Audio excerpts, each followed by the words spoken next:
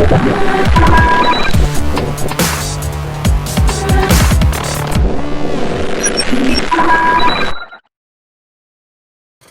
guys, welcome to this video. I told you before I'm gonna make a tutorial on this, on how to restore an old kettlebell to make one that looks like this, to look like this. And also I was thinking about if I'm doing it in English or in German, and maybe I'm doing both. No, God! Maybe I should just go ahead and No! do everything and God, please, no! No! do it with a German accent, you know? No! I think this is what we do. I think we do it from now on, yes. We do it in English, but with a German accent, because this is what we do. No! I was trying to get some of the equipment for the gym at home, the home gym. And the problem was that all this stuff that you can get online is either available next year in April or not available at all. And if you go on eBay Kleinanzeigen, which is like Craigslist, you will have people charge you twice the price you have to pay for new stuff. So I was able to get some old rusty kettlebells from a friend of mine. It's an old teammate of mine. Hello. Uh-oh. Oh boy. Oh boy. What the okay. For not very much. And right, there you go. This is Olivia. This is the house cat we have. And she is in charge of everything. Okay. Get down. Alright. Yeah, so I got these. And I was thinking about, okay, these work, but they look a little bit old, so I was thinking, let's do something with it. And I was looking through the internet, I was looking through YouTube, I was looking through everywhere, and I wasn't able to find anything. So I decided to make this tutorial on how to restore an old kettlebell and make this one that looks like this. I'm repeating myself. This is the first video. Please bear with me. So here we go.